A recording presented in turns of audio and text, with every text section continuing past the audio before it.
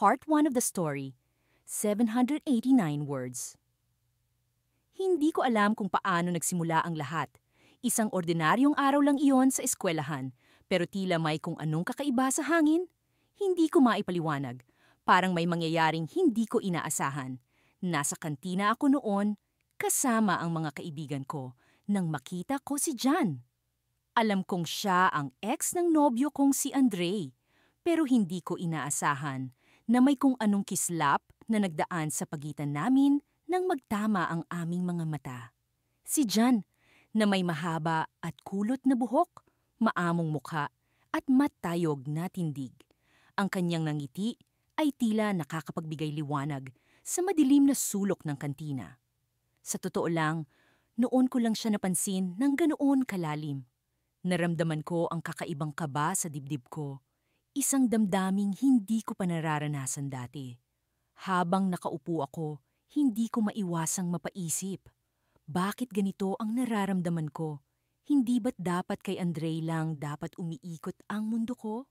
Ngunit sa bawat pagdaan ng oras, mas lalo kong nararamdaman ang pag-usbong ng isang damdaming hindi ko inaasahan. Isang damdaming bumabagabag sa akin tuwing naiisip ko siya. Simula ng araw na iyon, hindi ko na siya maalis sa isip ko.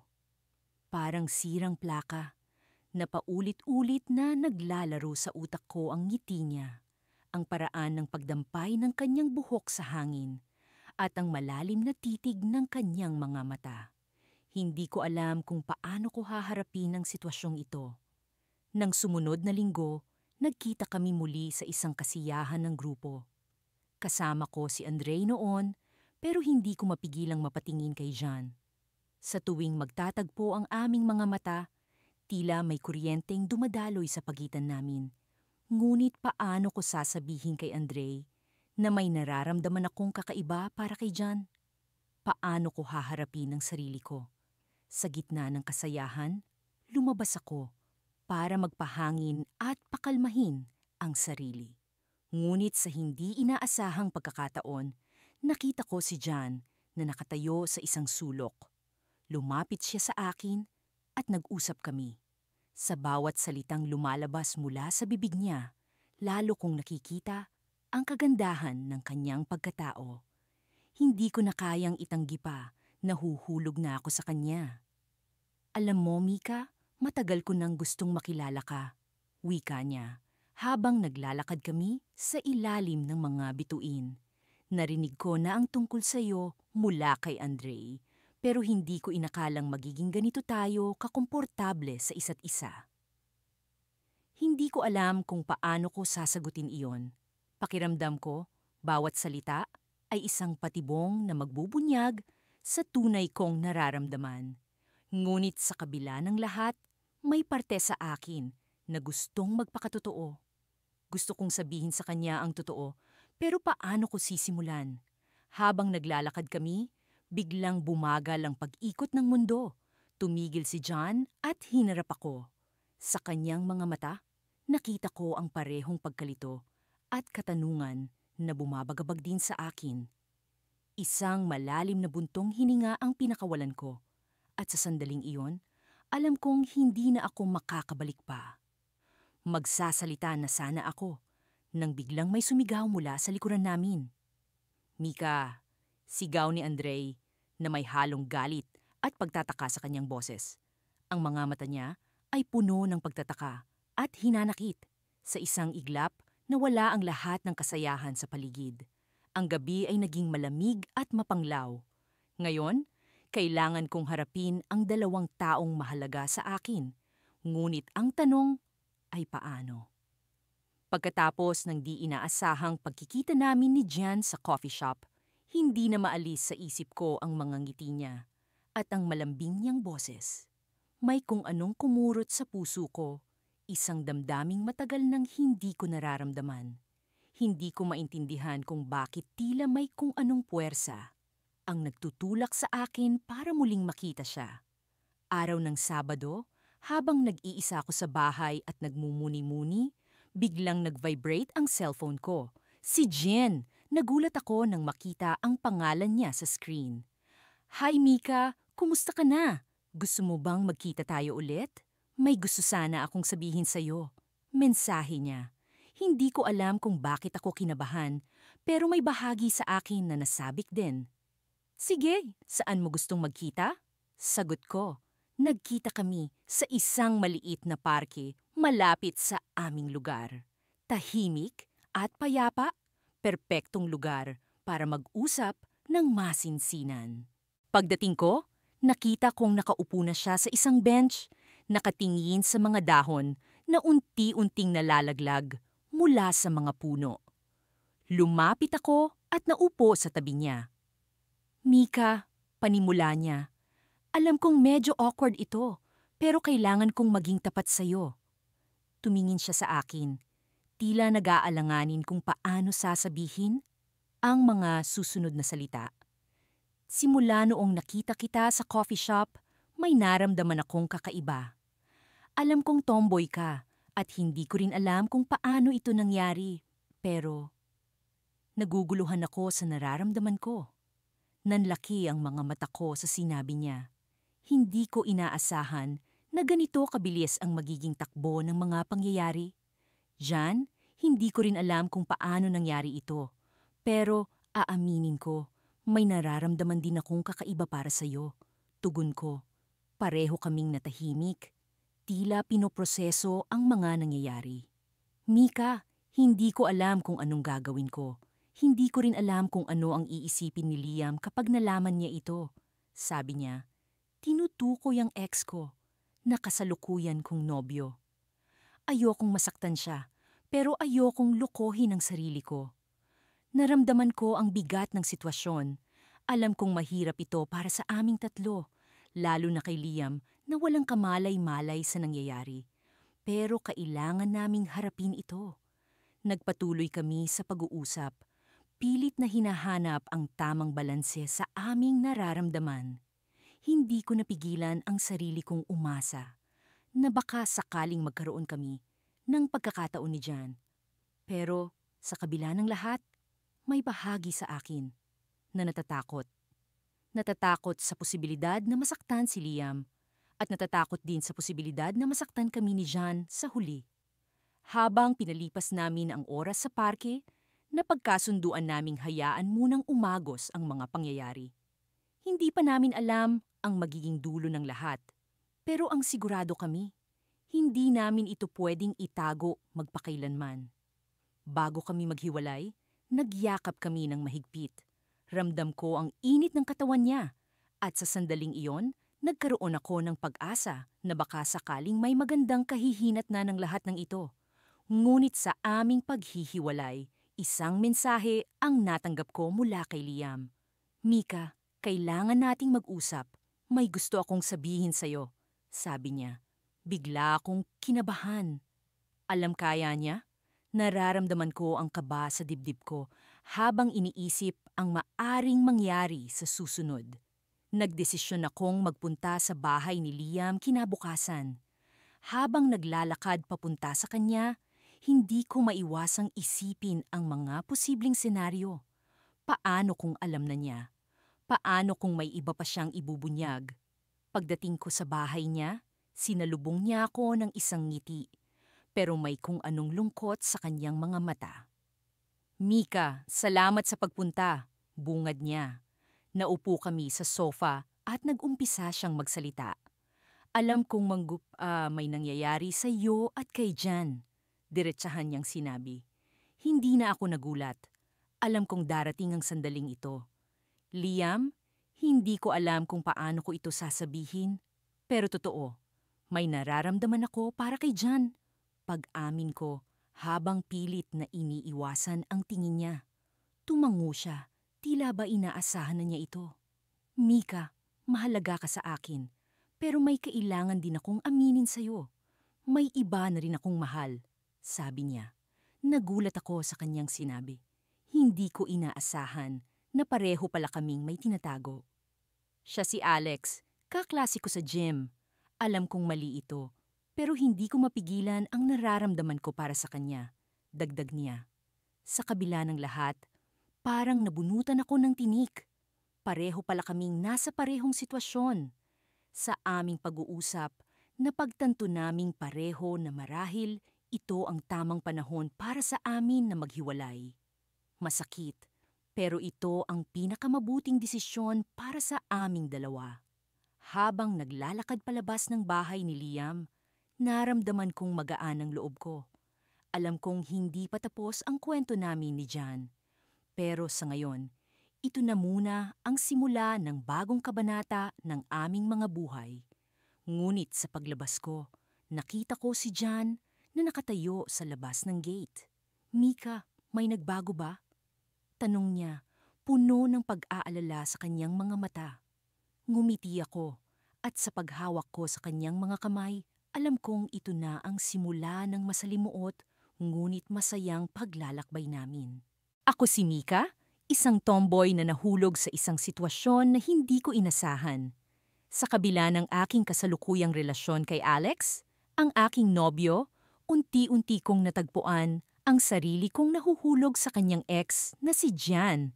Hindi ko alam kung paano ito nangyari, pero nang makita ko si Jan, may kakaibang kumislap sa aking dibdib na hindi ko maipaliwanag. Nagsimula ang lahat nang sinamahan ko si Alex sa isang pagtitipon kung saan naroon din si Jan. Sa unang beses na nakita ko siya, may isang bagay sa kanyang ngiti at sa kanyang mga mata na humatak sa akin. Sa kabila ng mga kwento ni Alex tungkol sa kanilang nakaraan, hindi ko mapigilang maging curious kay Jan. Sa mga sumunod na araw, hindi ko maalis sa isip ko ang kanyang mga ngiti at ang kanyang malumanay na boses. Makalipas ang ilang linggo, isang hindi inaasahang pagkakataon ang nagbigay daan para mas makilala ko si Jan. Nagkasabay kami sa isang coffee shop na malapit sa aming universidad. Nagkatinginan kami at napatigil. Hindi ko alam kung paano ko sisimulan ang pag-uusap, ngunit siya ang unang bumasag sa katahimikan. "Mika, di ba?" Tanong niya. "Kaibigan ka ni Alex, tama?" Tumango ako. "Oo, kami ni Alex. Pero hindi lang kami basta magkaibigan." Sabi ko, tila may alinlangan sa aking boses. May bahagi sa akin na gustong sabihin ng totoo na kami ay magkasintahan, ngunit may pumipigil sa akin. Ngumiti siya, tila walang bahid ng puot o sama ng loob. "Mabuti naman at nagkita tayo. Alam mo, matagal na kitang gustong makilala. Madalas kang ikuwento ni Alex noon." Laking gulat ko sa kanyang sinabi.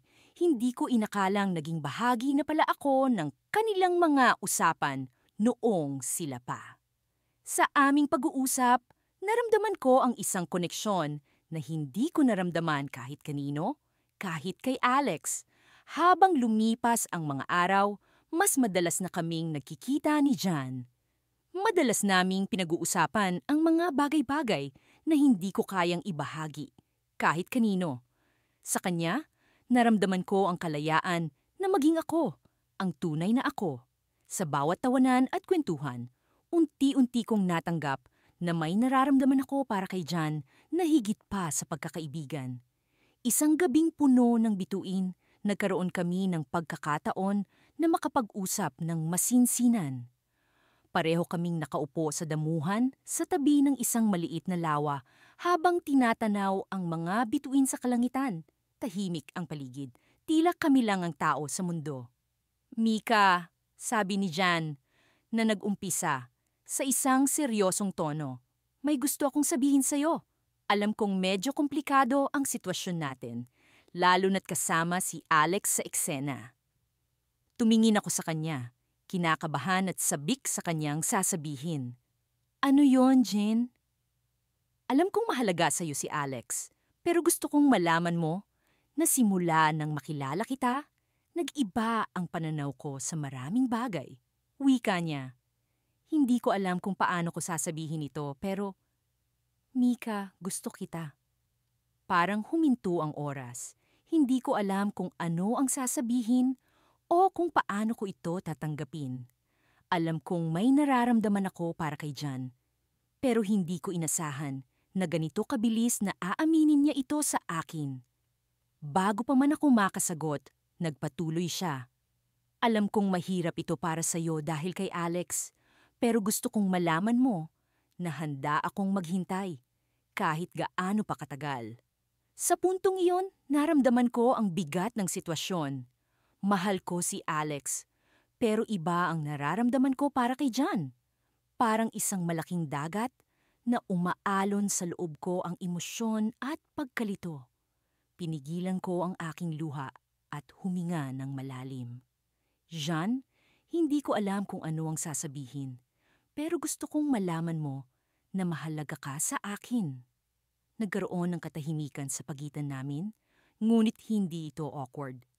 Para bang pareho naming pinoproseso ang mga nangyari. Alam kong kailangan kong magpasya, pero hindi ko alam kung paano ko sisimulan. Habang nakatingin ako sa mga bituin, napaisip ako sa mga susunod na hakbang. Alam kong kailangan kong maging tapat kay Alex, pero paano kung mawala sa akin si John? Paano kung masaktan ko silang dalawa? Sa gabing iyon, napagtanto ko na kailangan kong harapin ang katotohanan at ang aking nararamdaman. Ngunit bago ko pa man maisip ang susunod na hakbang, biglang may nag-vibrate na mensahe sa aking telepono. Isang mensahe mula kay Alex. "Mika, kailangan nating mag-usap. May nalaman ako tungkol sa inyo ni John. Hindi ko alam kung paano haharapin ang susunod na mangyayari. Isang malaking cliffhanger ang sumalubong sa akin at alam kong hindi na maiiwasan ang katotohanan. Kailangan kong magdesisyon at alam kong may mga puso na masasaktan sa proseso. Sa bawat hakbang ko palayo sa bahay ni John, ramdam ko ang bigat ng konsensya sa aking dibdib. Hindi ko alam kung tama ba ang ginawa kong pag-amin sa kanya. Pero sa kabila ng lahat, naramdaman kong kailangan kong ipaglaban ang kung anuman ang nararamdaman ko. Hindi ito tungkol sa pag-aagawan o sa pagiging makasarili. Ito'y tungkol sa pagtanggap sa kung sino ako, isang tomboy na umiibig sa babaeng tila naging bahagi na ng aking puso. Habang naglalakad ako pauwi, bumabalik sa akin ang mga alaala ng mga nakaraang linggo. Ang mga simpleng hanggiti ni John na tila kayang pauwiin ang lahat ng pagod sa mundo. Ang mga pagkakataong nagkakasalubong ang aming mga mata at tila may lihim kaming binubuo sa katahimikan. Sa kabila ng lahat ng ito, hindi ko maikakaila na may bahagi pa rin sa akin ang nag-aalala para kay Carlo, ang aking nobyo. Paano ko sasabihin sa kanya? Paano ko ipapaliwanag na ang nararamdaman ko para kay John ay higit pa sa simpleng pagkakaibigan? Pagdating ko sa bahay, sinalubong ako ng katahimikan. Walang tao. Umupo ako sa sopa at sinubukang iproseso ang lahat. Gusto kong i-text si John, tanungin kung okay lang ba siya. Pero naisip kong baka kailangan din niyang mapag-isa. Sa halip, nagdesisyon akong tawagan si Carlo. Hindi ko alam kung ano ang sasabihin, pero alam kong kailangan ko na siyang kausapin. "Hello, Mika?" Sagot ni Carlo sa kabilang linya, may halong pag-aalala at pagtataka sa boses. "Carlo, kailangan nating mag-usap," sabi ko, pilit pinapakalma ang sarili. "May kailangan akong aminin sa'yo." Tahimik siya, ng ilang sandali bago sumagot. "Ano yan, mahal? May problema ba?" Huminga ako ng malalim. "Carlo, alam kong hindi ito magiging madali, pero nararamdaman kong kailangan kong maging totoo sa'yo.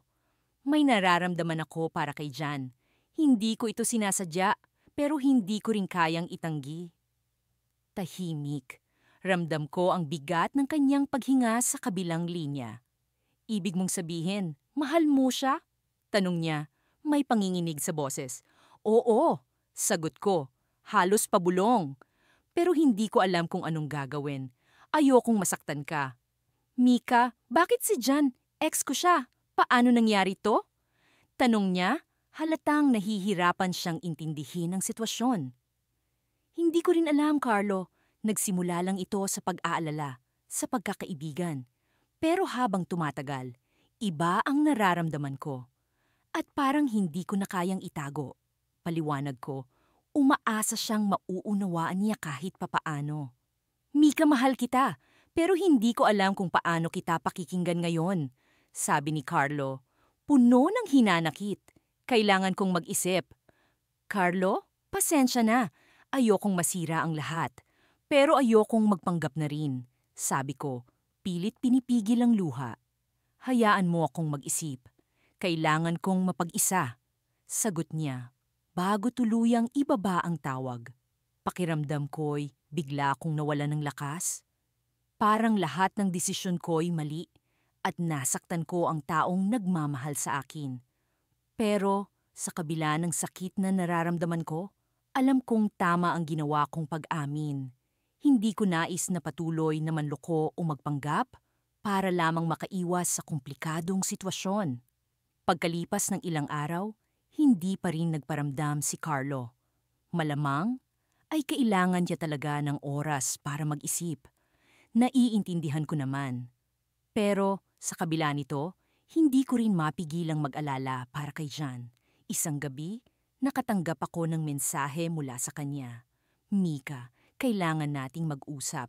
May kailangan kang malaman. Basa ko sa text niya. Nagulat ako. Ano kaya ang ibig niyang sabihin? Agad akong nag-reply na magkikita kami kinabukasan sa dati naming tagpuan. Buong gabi akong hindi mapakali, iniisip ang maaaring sabihin ni Jan. Gusto ko mang ipikit ang aking mga mata at magpahinga. Hindi ko magawa. Parang may kung anong kaba sa aking dibdib na hindi ko maipaliwanag. Kinabukasan, maaga akong nagpunta sa park kung saan kami madalas mag-usap. Nakita ko si Jan na nakaupo sa isang bench, tila balisa at nag-iisip. Nang makita niya akong papalapit, agad siyang tumayo. Mika, bungad niya, halatang may kung anong bigat na dinadala. Jan, anong kailangan mong sabihin? Tanong ko, pilit na inaalis ang kaba sa aking boses. Mika, hindi ko alam kung paano ito sasabihin sa'yo. Simula niya, pero may nangyari. Hindi ko alam kung ano ang inaasahan kong marinig, pero hindi ko inaasahan ang sumunod niyang sinabi. Nagkita kami ni Carlo kahapon, nag-usap kami. At, Mika, gusto niyang makipagbalikan sa akin. Pahayag niya, halatang may halong pag-aalala. Natigilan ako, hindi ko alam kung ano ang sasabihin o kung paano magre-react. Sa isang iglap, parang bumaliktad ang mundo ko. Sa lahat ng posibilidad, hindi ko inasahan ito. Pakiramdam ko'y nag-iisa ko sa gitna ng isang komplikadong realidad na hindi ko alam kung paano haharapin. Pero bago ko pa man makahanap ng tamang salita, biglang dumating si Carlo. Mukhang seryoso at puno ng determinasyon. Mika, kailangan nating mag-usap, sabi niya, habang si Jan ay tahimik na nakatingin sa amin. Sa puntong iyon, alam kong wala ng atrasan. Kailangan kong harapin ang lahat ng ito. Ngunit paano? Iyon ang tanong na patuloy na gumugulo sa akin habang nakatayo kami sa park na iyon. Tila mga karakter sa isang kwento na hindi pa tapos isulat. Sa wakas, natapos na rin ang klase. Halos tumakbo ako palabas ng unibersidad, sabik na makita si Jan. Naging madalas na ang yung aming pagkikita nitong mga nakaraang linggo.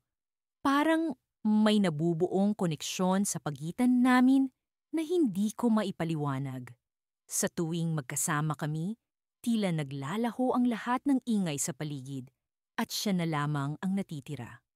Nagsimula ang lahat ng ipagkatiwala sa akin ni Daniel, ang nobyo ko, ang ilang mga sulat na gusto niyang iparating kay Jan, ang dati niyang kasintahan. Hindi ko akalain na magiging ganito kalalim ang magiging relasyon ko kay Jan. Sa bawat liham na binabasa ko, unti-unting nabubuksan ang aking puso at isipan sa mga damdaming hindi ko pa nararanasan noon. Kahit alam kong mali, hindi ko mapigilang makaramdam ng saya sa tuwing magtatagpo ang aming mga mata. Lagi kong sinasabi sa sarili ko na isang pagkakaibigan lamang ito. Ngunit nahuhuli ko ang aking sarili na umaasa sa isang bagay na mas higit pa roon. Nasa isang maliit na cafe kami ni John sa tabi ng unibersidad. Pinag-uusapan nun namin ang lahat, mula sa mga simpleng bagay hanggang sa mga pinakapersonal na karanasan. Sa aming mga kwentuhan, natutunan kong hindi lamang siya basta ang ex ni Daniel. Siya si Jan, isang tao na may sariling mga pangarap, mga takot, at mga lihim. Habang naglalakad kami pauwi, napansin kong tahimik si Jan. May problema ba? Tanong ko sa kanya. Nakikiramdam sa kanyang damdamin. Ngumiti siya ng bahagya, ngunit may lungkot sa kanyang mga mata. Mika, may gusto sana akong sabihin sa'yo, sabi niya. Tumigil ako sa paglalakad at hinarap siya. Ano yun? Ang tibok ng puso ko'y bumilis. Inaasahan ang mga salitang matagal ko nang gustong marinig. Ngunit bago pa man siya makapagsalita, isang hindi inaasahang bagay ang nangyari. Biglang tumunog ang aking telepono. Si Daniel ang tumatawag. Napatingin ako kay Jan. Hindi alam kung sasagutin ko ba ang tawag o hindi. Go ahead, sagutin mo, sabi ni Jan, pilit na ngumiti. Pinindot ko ang sagot at narinig ko ang boses ni Daniel sa kabilang linya. Mika, kailangan nating mag-usap. May nalaman ako tungkol sa inyo ni Jan, sabi niya. Puno ng emosyon ang kanyang boses. Para akong binuhusan ng malamig na tubig. Paano niya nalaman? Natigilan ako. Hindi alam kung ano ang sasabihin. Sa gilid ng aking mata, nakita ko si Jan na tila nag-aalala rin. Pagkatapos ng tawag na iyon, nagdesisyon akong kailangan kong makaharap si Daniel. Ayoko nang itago pa ang lahat. Kailangan kong maging tapat sa kanya. Kahit pa masaktan siya, kahit pa masaktan ako. Nagkita kami ni Daniel sa isang parke na madalas naming puntahan. Hindi na siya ngumiti nang makita ako at alam kong ito na ang simula ng isang mahirap na pag-uusap. Mika, mahal kita, pero bakit mo nagawang lokohin ako? Tanong niya, halatang pinipigil ang galit at sakit. Daniel, hindi ko sinasadya. Hindi ko rin alam kung paano ito nangyari. Sagot ko, halos bumubulong. Pero gusto kong malaman mo na hindi ko pinlano to. Naging totoo ako sa'yo, pero unti-unti kong natuklasan na may ibang damdaming nabuo para kay Jan. Tahimik siyang nakikinig, tila nag-iisip ng malalim. Alam kong hindi mo kontrolado ang nararamdaman mo, pero sana man lang naging tapat ka sa akin, sabi niya. Hindi ko akalain na magiging ganito. Akala ko kaya kong kontrolin. Pero habang lumilipas ang mga araw, lalo lang lumalalim ang nararamdaman ko para sa kanya. Paliwanag ko, halos maiyak na. Siguro nga, kailangan na nating tapusin to, sabi ni Daniel, at ramdam ko ang bigat ng kanyang desisyon. Mika, masakit man, pero gusto kong maging masaya ka. Kahit na hindi na ako ang dahilan ng kasiyahan mo. Tumango ako, hindi makapagsalita. Alam kong ito na ang tamang desisyon, pero hindi ko maitanggi ang sakit na nararamdaman ko. Iniwan ko si Daniel ng gabing iyon na puno ng kalituhan at lungkot. Pag-uwi ko, hindi ko maiwasang isipin ang magiging kahihinatnan namin ni Jan. Pero bago ako makapag-isip ng malalim, biglang nagring ang telepono ko. Si Jan. Mika, kailangan nating mag-usap, sabi niya. At sa tono ng boses niya, alam kong may mabigat siyang sasabihin. Jan, natapos na kami ni Daniel. Mabilis kong sabi, umaasa na magdudulot ito ng kaginhawaan sa pagitan namin. Ngunit sa halip na sumaya, narinig ko ang isang buntong hininga mula kay Jan. Mika, may isa pa akong kailangang sabihin sa'yo at sana maintindihan mo. Nabighani ako sa kanyang mga salita. Ano pa kayang sikreto ang hindi ko pa alam? Tila may misteryo na bumabalot sa kanyang boses. Isang bagay na hindi ko pa ganap na nauunawaan. Mika, hindi lang ito tungkol sa atin. May isa pang tao na dapat mong malaman. Pagpapatuloy niya, at bigla akong kinabahan. Sino? Ano? Hindi ko mawari ang mga susunod na mangyayari, pero alam kong may malaking pagbabago itong idudulot sa amin. At doon, sa gitna ng lahat ng kalituhan, Nararamdaman ko ang takot at sabik na malaman ang katotohanan.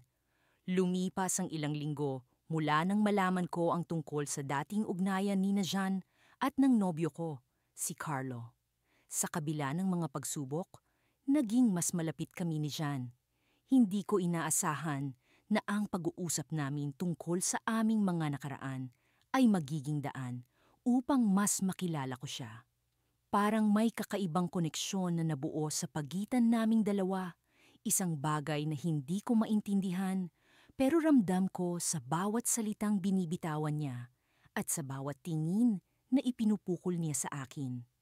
Isang hapon, nagdesisyon akong yayain si Jan na magkape sa isang maliit na cafe sa tabi ng dagat. Gusto kong linawin sa kanya ang nararamdaman ko. Hindi ito madali para sa akin dahil sa mga tanong na bumabagabag sa isip ko. Paano kung hindi niya ako naiintindihan? Paano kung masira ang pagkakaibigan namin? Habang naglalakad kami palapit sa cafe, naramdaman ko ang malamig na simoy ng hangin na tila nagdadala ng kaba sa aking dibdib. Umupo kami sa isang mesa na may magandang tanawin ng paglubog ng araw. Kitang-kita ko ang pagkamangha sa mga mata ni Jan habang pinagmamasdan niya ang kalangitan na unti-unting nagiging kahel at rosas. Sa isang iglap, nawala ang kaba ko at napalitan ng tahimik na saya. "Ang ganda dito, Mika," sabi niya habang nakangiti. "Oo, isa ito sa mga paborito kong lugar." Sagot ko, "Jan, may sasabihin sana ako sa iyo." Tumigil siya sa pag-inom ng kape at tumingin sa akin. Tila inaabangan ang susunod kong sasabihin. "Ano yon?" Huminga ako ng malalim. Alam kong medyo magulo ang sitwasyon natin ngayon, pero gusto kong malaman mo na hindi ko inaasahan na magiging malapit tayo ng ganito. At sa totoo lang, natatakot ako sa nararamdaman ko. Nakita ko ang pag-aalala sa mukha niya. "Anong ibig mong sabihin, Mika?" "Jean, mahal kita." Bigkas ko ng buo ang loob, kahit na ang puso ko'y parang sasabog sa kaba. Alam kong hindi ito normal na sitwasyon at alam kong awkward ito dahil sa nakaraan mo kay Carlo, pero hindi ko kayang itago pa.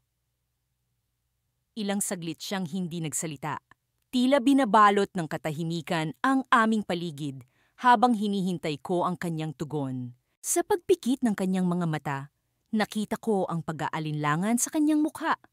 "Mika, hindi ko alam ang sasabihin," ani Jan. "Hindi ko inaasahan ito. Pero sa totoo lang, may nararamdaman din ako sa iyo. Magulo ito. Pero hindi ko rin kayang itanggi." Parang gumaang ang pakiramdam ko sa sinabi niya. Ngunit bago pa man ako makapagsalita ulit, tumunog ang telepono ko. Si Carlo ang tumatawag. Nagdalawang isip ako kung sasagutin ko ba o hindi. Ngunit sa huli ay nagpaubaya ako. "Hello?" Sagot ko. "Mika, kailangan kitang makausap. Ngayon na," seryosong sabi ni Carlo sa kabilang linya. "Bakit? May problema ba?" Tanong ko, habang tinitingnan si Jan na tila nag-aabang din sa magiging sagot ko. Oo, may nalaman akong isang bagay na kailangan mong malaman," sagot niya. "Pwede ba tayong magkita? Importanteng-importante ito." Nagkatingkinan kami ni Jan. Tila may kung anong bigat sa kanyang mga mata na hindi ko mawari. "Sige, Carlo, pupunta ako," sabi ko, kahit na may bahagi sa akin na nag-aalangan. Pagkababa ko ng telepono, tahimik kaming naglakad ni Jan pabalik sa aming mga sasakyan. Ramdam ko ang tensyon sa pagitan namin, ngunit hindi ko na iyon pinansin muna. Kailangan kong malaman kung ano ang sinasabi ni Carlo. Pagdating ko sa lugar na pinag-usapan namin ni Carlo, naroon na siya, nakatayo sa gilid ng isang puno. Agad siyang lumapit sa akin, may halong pagkabahala ang kanyang ekspresyon. "Mika, may kailangan kang malaman tungkol kay Jean." Bungad niya agad. "Hindi ko ito sinasabi para guluhin ka, pero kailangan mo itong marinig." Parang may kung anong malamig na hangin ang dumaan sa paligid namin. "Ano yon, Carlo?" Huminga siya ng malalim bago nagpatuloy. Jean, hindi siya ang inaakala mo. May dahilan kung bakit kami naghiwalay noon. May mga bagay na ginawa siya na hindi ko sinabi sa'yo dahil ayokong makialam sa relasyon niyo. Pero ngayon, sa nararamdaman ko, kailangan mo na itong malaman. Nagsimulang bumilis ang tibok ng puso ko. Ano ang ibig niyang sabihin? Ano ang hindi ko alam tungkol kay Jean? Sa kabila ng pagkalito at takot, alam kong kailangan kong marinig ang sasabihin ni Carlo. Ngunit sa bawat salitang binibitawan niya, unti-unti ring bumabalot ang dilim ng pag-aalala sa aking isipan. Sa pagkakataong iyon, alam kong nasa isang punto ako ng buhay ko na kailangang pumili. At sa pagbagsak ng huling sinag ng araw, isang tanong ang bumabalot sa aking isip. Ano ang tunay na pagkatao ni John? Sa totoo lang, hindi ko alam kung paano nagsimula ang lahat. Isang araw ay masaya akong kasama si Alex, ang nobyo ko. At sa susunod, heto ako, nag-iisip tungkol kay John, ang ex niya. Parang isang pelikula sa utak ko na hindi ko mapigilan. Si John na laging naka-ponytail at may kakaibang hanggiti, na tila may tinatagong lihim. Hindi ko alam kung anong meron sa kanya, ngunit siya ang bumabalot sa mga iniisip ko ngayon. Nagsimula ang lahat ng minsang magkasalubong kami ni John sa isang maliit na kafe sa kanto. Nakaupo siya sa isang sulok, nagbabasa ng libro, habang hinihigop ang kanyang kape. Hindi ko alam kung bakit ako napatigil at lumapit sa kanya. Siguro dahil sa kuryosidad o marahil dahil sa hindi ko maipaliwanag na paghanga. "Hi, John!" Bati ko. Sinubukan kong itago ang kaba sa boses ko. Nag-angat siya ng tingin at ngumiti. "Oh, Mika, hi! Long time no see." Umupo ako sa harap niya at nagsimula kaming mag-usap. Iyon ang unang beses na nagkaroon kami ng pagkakataon na makilala ang isa't isa ng mas malalim. Sa bawat kwento niya, lalo akong nahuhulog sa kanyang presensya. Hindi ko alam kung paano ko sasabihin sa kanya na unti-unti akong naaakit sa kanya, lalo na't alam kong siya ang ex ni Alex. Lumipas ang mga araw at naging regular na ang pagkikita namin ni John. Minsan ay sabay kaming nag-aaral, minsan naman ay naglalakad lang sa parke. Wala akong sinasabi kay Alex tungkol dito.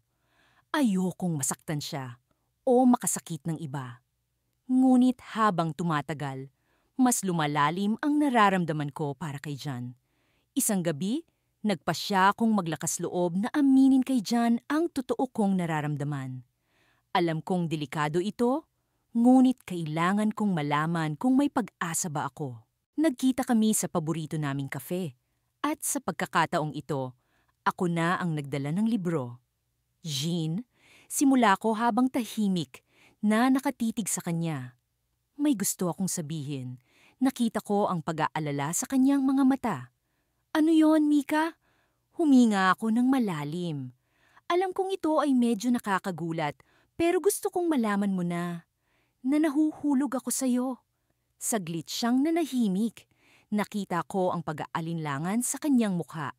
"Mika, alam mong ex ako ni Alex, di ba?" Tumango ako. Alam ko, pero hindi ko mapigilan ang nararamdaman ko. Hindi ko rin naman ito pinili. Nagpatuloy ang katahimikan. Pakiramdam ko ay oras na para magpaalam. Ngunit bago ko pa man maisipang tumayo, nagsalita siya. "Mika, may kailangan din akong ipagtapat." Lumikha ng kaba ang sinabi niya. "Ano yon?" Napabuntong hininga siya. "Matagal ko nang alam na tomboy ka." Nagulat ako. Paano niya iyon nalaman? Hindi ko pa iyon naipagtatapat kahit kanino. "Paano mo nasabi?" Ngumiti siya, ngunit may lungkot sa kanyang mga mata. "May mga bagay kasing hindi mo maitatago. At hindi iyon masama, Mika. Ako rin. Ako rin ay hindi sigurado sa sarili ko." Bigla kong naalala ang mga kwento ni Alex tungkol kay John, na kahit kailan ay hindi niya nagawang intindihin ang mga desisyon nito sa buhay pag-ibig. Ngayon, unti-unti kong nauunawaan kung bakit. Pareho kaming naguguluhan sa aming mga pagkatao. Napabuntong hininga ako. Jan, hindi ko alam kung ano ang dapat kong gawin. Hinawakan niya ang kamay ko. Mika, hindi ko rin alam, pero sigurado akong hindi natin ito kayang itago magpakailanman. Sa puntong iyon, naramdaman ko ang bigat ng sitwasyon. Hindi lang ito tungkol sa amin ni Jan, kundi pati na rin kay Alex na walang kaalam-alam sa mga nangyayari. Gusto kong maging tapat sa kanya, ngunit paano ko sasabihin sa kanya na ang ex niya ay mahal ko na ngayon? Bago pa man ako makapagsalita muli, biglang bumukas ang pinto ng kafe. Pumasok si Alex, tila nagmamadali. Napatingin siya sa gawin namin ni Jan at sa mga mata niya nakita ko ang halong gulat at pagtataka. Mika? Jan?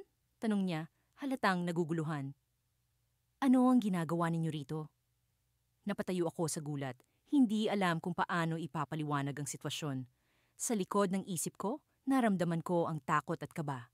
Ito na ba ang tamang oras para sabihin ang totoo? Mika, may kailangan akong malaman? Tanong ni Alex, habang ngansik ang kanyang mga mata ay nagtatanong, puno ng pagdududa. Natigilan ako, hindi ko alam kung paano sisimulan. Ngunit bago pa man ako makahanap ng tamang salita, biglang nagsalita si John. Alex, may dapat kang malaman tungkol sa amin ni Mika. At doon ko napagtanto na wala nang atrasan ito. Kailangan karit na naming harapin ang katotohanan, kahit gaano pa ito kasakit o kagulo. Sa paglipas ng mga araw, hindi ko maiwasang maguluhan sa mga nararamdaman ko. Sa kabila ng lahat ng pinagdaanan namin ni Alex, ang nobyo ko, tila lumalakas ang kapit sa akin ng isang hindi maipaliwanag na damdamin. Para kay Jan, ang kanyang ex. Sino ba naman ang mag-aakala na ang simpleng pagkikita namin ni Jan sa isang kaswal na salusalo ay magiging simula ng mga pagbabago sa buhay ko? Nagsimula ito nang magkita kami ni Jan sa isang event na dinaluhan naming pareho. Nakita ko siya mula sa malayo, nakangiti at tila walang anumang bumabagabag sa kanya. Ngunit sa sandaling magtama ang aming mga mata, naramdaman ko ang kakaibang koneksyon na hindi ko pa naramdaman kahit kailan. Para bang may mga lihim kaming sinasabi sa isa't isa na hindi na kailangan ng mga salita. Habang lumalalim ang gabi, hindi ko napigilan ang sarili kong lumapit sa kanya. Jen, pwede ba kitang makausap? Tanong ko. Tumango siya at sininyasan akong sumunod sa kanya sa isang mas tahimik na bahagi ng lugar. Mika, ano bang meron? Tanong niya nang makalayo kami sa ingay ng mga tao. Hindi ko rin alam, Jan. Sagot ko, nang walang pag-aalinlangan. Pero simula nang makilala kita, parang nag-iba ang tingin ko sa lahat, sa sarili ko, sa kung ano ang gusto ko. Napatingin siya sa akin, tila naguguluhan, ngunit may bakas ng kaunting saya sa kanyang mga mata. Mika, alam kong tomboy ka at may nobyo ka. Hindi ko naman gustong guluhin ang relasyon niyo ni Alex, sabi niya. Ngunit may halong pag-aalala ang kanyang boses. Alam ko, Jan, alam ko. Pero hindi ko maikakailan na may kakaiba akong nararamdaman para sa iyo. Tugon ko, hindi na itago ang damdamin sa aking tinig. Nagpatuloy ang usapan namin hanggang sa unti-unti naming naramdaman na may namumuong pag-asa sa pagitan namin. Hindi ko alam kung ito ba ay tama o mali, pero sa mga oras na iyon, ang mahalaga ay ang nararamdaman ko para kay Jean. Nang maghiwalay kami ng gabing iyon, hindi ko maiwasang mag-isip tungkol sa mga susunod na hakbang. Paano ko sasabihin kay Alex ang tungkol dito? Paano ko haharapin ang posibilidad na masaktan siya sa mga mangyayari? Ngunit sa kabila ng lahat, alam kong kailangan kong maging totoo sa sarili ko. Dumating ang araw na kailangan ko nang kausapin si Alex. Naupo kami sa paborito naming coffee shop kung saan karaniwang masaya kaming nag-uusap tungkol sa mga plano namin sa hinaharap. Ngunit ngayong araw na ito, alam kong mag-iiba ang lahat. Alex, may kailangan akong sabihin sa'yo. Simula ko, hindi maikubli ang kaba sa aking boses. Napatigil siya sa pag-inom ng kape at tiningnan ako. Halata ang pag-aalala sa kanyang mukha. Anong meron, Mika? Huminga ako ng malalim bago magsalita. Alex, mahalaga ka sa akin. Ayokong masaktan ka, pero kailangan kong maging totoo sa sarili ko. Sa mga nararamdaman ko. Tumango siya. Tila hinihintay ang susunod kong sasabihin. Jan. Jan at ako. Nag-usap kami. May nararamdaman ako para sa kanya na hindi ko maipaliwanag. Hindi ko alam kung paano nangyari ito, pero totoo ito. Paliwanag ko, umaasa na maiintindihan niya. Nakita ko ang pagbabago sa ekspresyon ni Alex. Mula sa pag-aalala, naging kalungkutan ito. Mika, mahal kita. Pero kung masaya ka kay Jan, sino ba naman ako para pigilan ka? Ang sakit na naramdaman ko sa kanyang mga salita ay hindi ko maipaliwanag.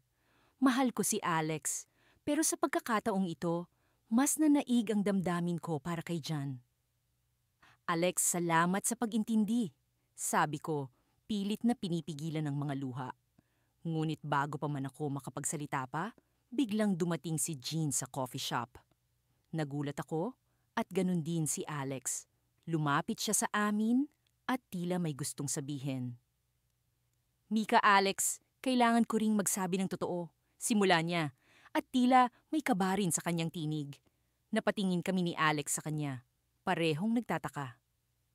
Ano yun, Jan? Tanong ko, pilit na inaalis ang agam-agam sa aking dibdib. Mika, hindi ko alam paano ito sasabihin, pero ako rin. Hindi ko rin maikakaila ang nararamdaman ko para sa'yo, sabi niya. At sa sandaling iyon, isang malaking revelasyon ang bumungad sa akin. Ngunit bago pa man ako makapag-react, biglang nag-vibrate ang cellphone ni Gian. Kinuha niya ito mula sa kanyang bulsa at tiningnan ang screen. Bigla siyang napakunot noo at tila nagulat sa nabasa. May problema ba, Jan? Tanong ko, nag-aalala sa kanyang biglang pagbabago ng ekspresyon. Mika, Alex, hindi ko alam kung paano ko ito sasabihin, pero ang tawag na ito ay mula sa isang taong hindi ko inaasahan. Si Sam, ang dati kong kasintahan, sambit niya. At sa mga sandaling iyon, alam kong mas lalong magiging komplikado ang lahat. Ang twist na ito ay tila isang bagong kabanata. At hindi ko alam kung paano ko ito haharapin. Ngunit sa kabila ng lahat, isang bagay lamang ang sigurado. Ang damdamin ko para kay Jan ay hindi basta-basta mawawala. Pagkatapos ng ilang linggo ng pag-iisip at pag-aalala, nakapagdesisyon na ako. Kailangan ko nang makipag-usap kay Jan. Hindi ko na matiis ang bigat sa dibdib ko. Kailangan ko nang malaman kung ano ba talagang nararamdaman ko para sa kanya. Gusto kong malaman kung may pag-asa pa ba kaming dalawa o kung hanggang dito na lang ba ang lahat.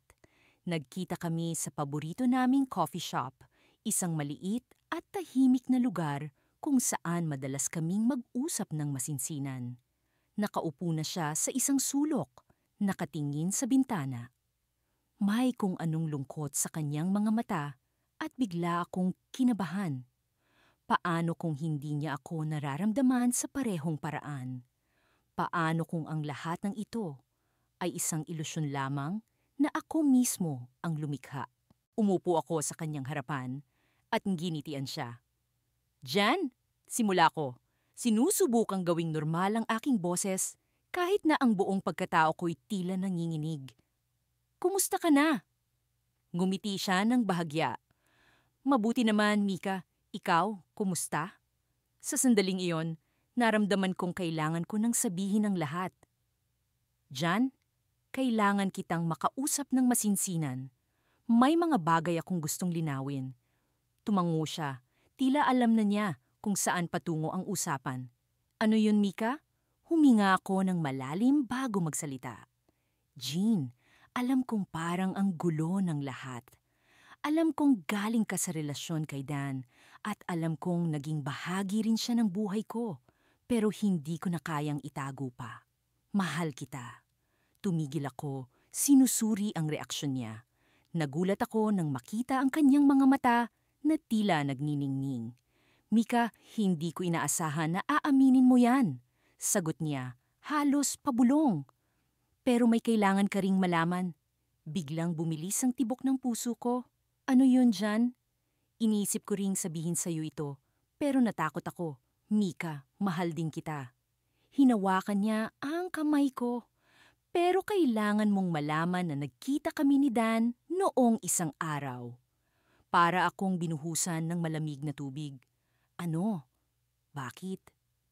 Nagkita kami para mag-usap, para linisin ang lahat ng gusot, bago pa man magpatuloy ang anuman sa atin.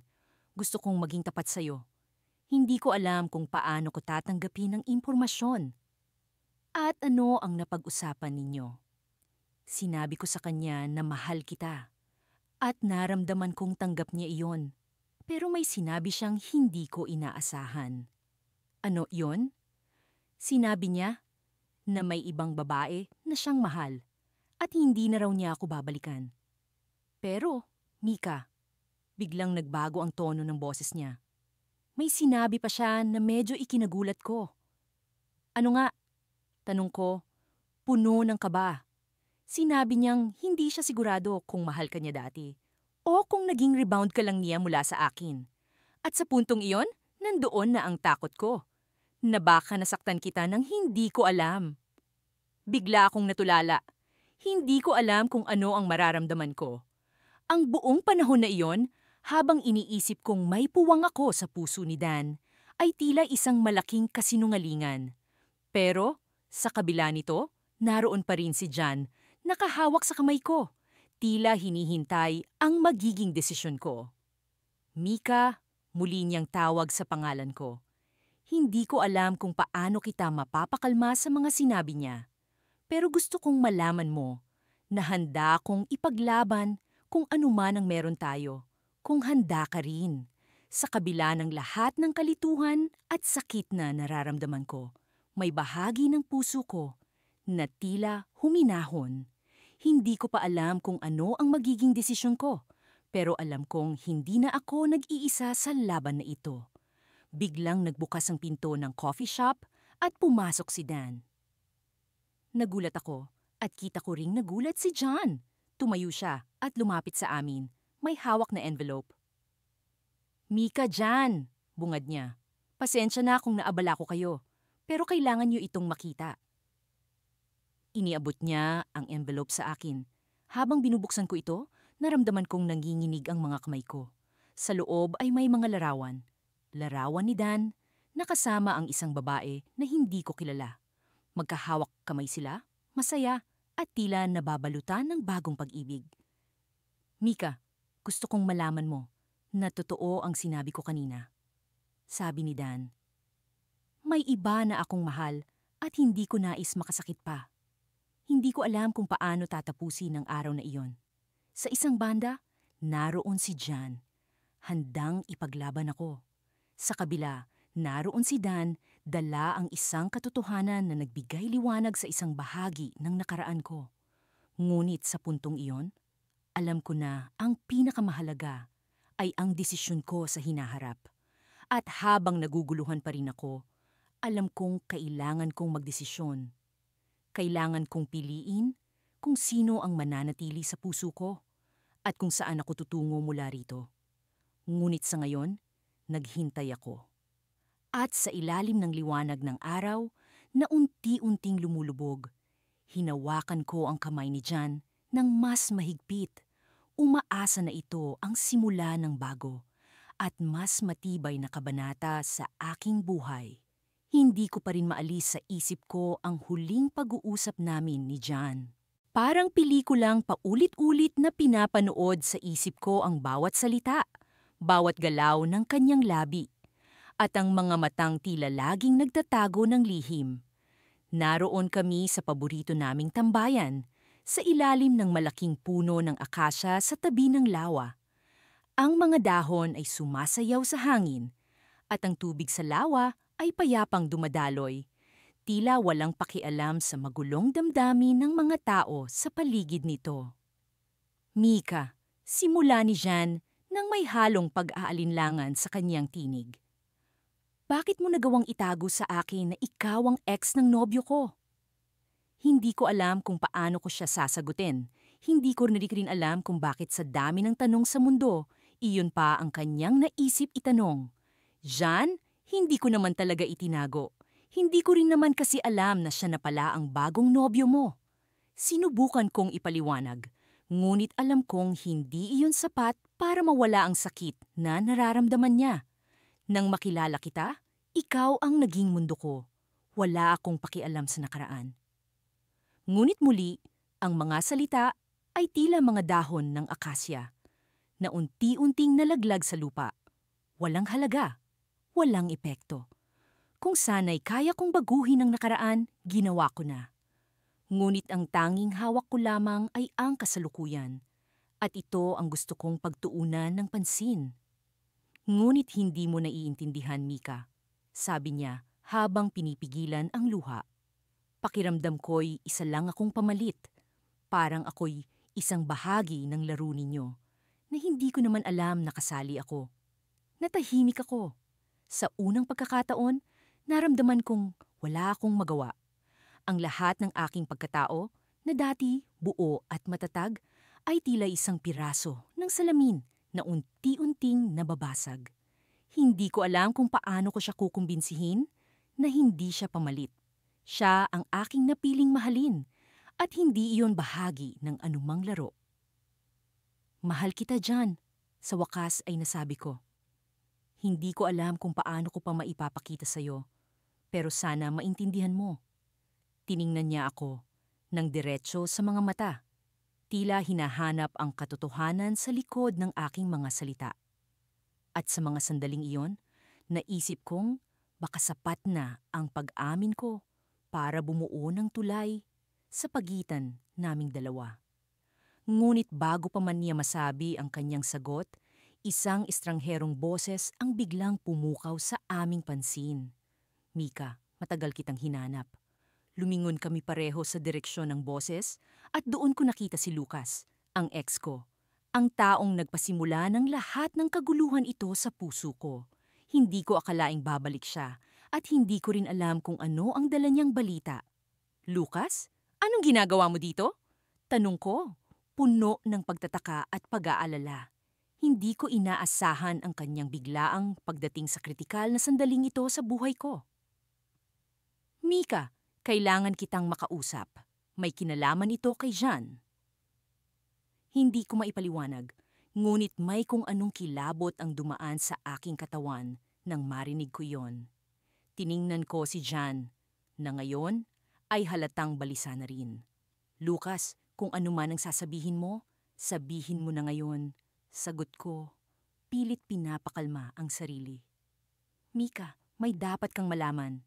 Patuloy ni Lucas. Ang dahilan kung bakit ako bumalik ay dahil sa kanya. Tumingin siya kay Jan at nakita ko kung paano siya nagulat. Matagal ko nang alam na siya ang mahal mo. Kaya ko siya iniwan. Pero may isa pang bagay na dapat mong malaman. Ang mga susunod na sinabi ni Lucas ay parang kulog na bumagsak sa aking mundo. Mika, siya ang dahilan kung bakit ako nawala ng trabaho. Siya ang dahilan ng pag-aaway namin ng pamilya ko. At ngayon, nalaman kong siya rin ang dahilan kung bakit nagkaroon ng gusot ang negosyo ng pamilya namin. Hindi ko alam kung paano ko tatanggapin ang mga revelasyong ito. Ang Jan, nakilala ko ba, ay may kakayahang gawin ang mga bagay na iyon? O ito ba'y isa na namang bahagi ng litong larong ito ng damdamin? Tumingin ako kay Jan, umaasang makakita ng kasagutan sa kanyang mga mata. Ngunit ang nakita ko ay takot at pag-aalinlangan. Hindi ko na alam kung kanino ako maniniwala. Ang katotohanan ay tila nagiging masalimuot na kabit-kabit na mga sinulid. At ako'y naguguluhan kung saan ba dapat magsimula sa pagkalas nito. At sa sandaling iyon, napagtanto ko na ang kwento namin ni Jan ay isa lamang bahagi ng isang mas malawak at mas masalimuot na kwento. Isang kwento na puno ng mga lihim at kasinungalingan na kailangan kong harapin, hindi lamang para sa sarili ko, kundi para na rin sa kanya. Hindi ko alam kung paano ako napunta sa ganitong sitwasyon. Nagsimula lang naman ang lahat sa isang simpleng inuman kasama ang mga kaibigan. Pero ngayon, nandito ako sa harap ng pintuan ni Jean, nag-aalinlangan kung itutuloy ko ba ang pagkatok o hindi. Ang damdamin ko ay parang isang alon na hindi mapakali. Ang tibok ng puso ko'y tila isang tambol na walang tigil sa pag-ugong. Bago ko pa man namalayan, bumukas ang pinto. Si Jean, ang babaeng matagal nang bumabagabag sa isipan ko, ay nakatayo sa harap ko. Ang kanyang ngiti ay parang sinag ng araw na pumapawi sa dilim ng aking pag-aalala. Ngunit sa likod ng ngiting iyon, alam kong may mga tanong siyang nais masagot. "Mika, anong ginagawa mo rito?" Tanong niya, halatang naguguluhan. "Jan, kailangan kitang makausap." Sagot ko, pilit na pinapakalma ang sarili. "Pwede ba kitang makausap kahit sandali lang?" Tumingin siya sa akin, at sa isang iglap, nakita ko ang pag-aalala sa kanyang mga mata. Tumango siya at binuksan ang pinto ng mas maluwag. Pumasok ako sa loob ng kanyang maliit na apartment. Napansin ko agad ang kaayusan ng kanyang lugar. Simpleng ngunit puno ng personalidad niya. Umupo kami sa sofa, kapwa tahimik. Hindi ko agad alam kung paano sisimulan ang usapan. Ngunit alam ko na kailangan ko nang sabihin ang matagal ko nang kinikimkim. "Jan, alam kong ito'y medyo biglaan."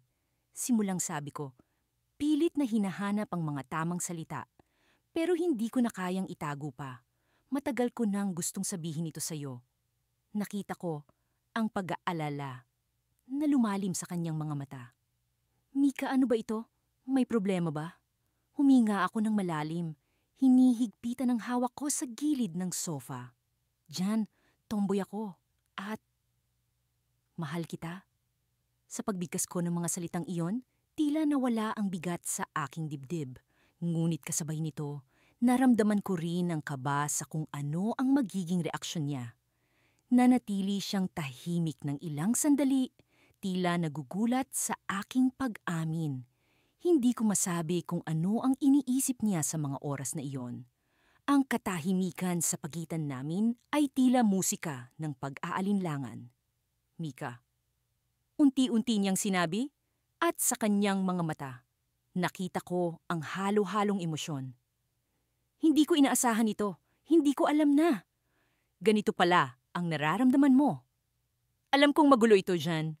Patuloy ko umaasang maintindihan niya. Pero hindi ko na kayang itago pa. Hindi ko naman pinlano na mangyari ito. Pero ikaw ang dahilan kung bakit nagkakagulo ang isip ko. Nakita ko ang bahagyang ngiti sa kanyang labi. Ngunit may lungkot sa kanyang mga mata. "Mika, hindi ko alam kung paano ko sasabihin ito. Pero may gusto rin akong aminin sa'yo." Nabuhayan ako ng loob. "Ano yon, Jen?" Matagal siyang tumitig sa akin bago siya muling nagsalita. "Nang makilala kita, akala ko simpleng kaibigan lang ang turing ko sa'yo. Pero habang lumilipas ang panahon, unti-unti kong naramdaman na iba na ang tingin ko sa'yo. Hindi ko lang alam kung paano ko haharapin ang nararamdaman ko, lalo na't ex kita ng nobyo mo." Ang kanyang pag-amin ay parang isang liwanag na nagbigay linaw sa lahat. Hindi ko inaasahan na pareho pala kami ng nararamdaman. Ngunit sa kabila ng kasiyahan, alam kong hindi ito magiging madali. May mga bagay pa kaming kailangang ayusin. Mga tanong na dapat sagutin. "Mika, hindi ko alam kung saan tayo dadalhin ito." Patuloy ni Jean, tila nag-aalinlangan. "Pero isa lang ang sigurado ako. Ayokong mawala ka sa buhay ko." Nang marinig ko iyon, biglang lumuwag ang pakiramdam ko. Alam kong hindi magiging madali ang lahat, ngunit sa oras na iyon, Sapat na ang malaman kong hindi ako nag-iisa sa laban na ito. Ngunit bago pa man kami makapagsimula ng bagong kabanata, biglang tumunog ang cellphone ni John. Napatingin siya rito at biglang nagbago ang kanyang ekspresyon. Agad niyang sinagot ang tawag at sa tono ng kanyang boses, alam kong may masamang balita. Mika, sabi niya matapos ibaba ang telepono. Ang kanyang mukha ay puno ng pag-aalala. May nangyari kay Alex. Biglang bumalik ang bigat sa aking dibdib. Si Alex, ang nobyo ko, at ang lalaking dati niyang minahal. Hindi ko alam kung ano ang nangyari, ngunit alam kong may malaking pagbabago itong dadalhin sa lahat ng ito. Sa gitna ng kaguluhang ito, kailangan naming harapin ang bagong pagsubok na ito. At hindi ko alam kung ano ang ibig sabihin nito para sa aming dalawa ni John.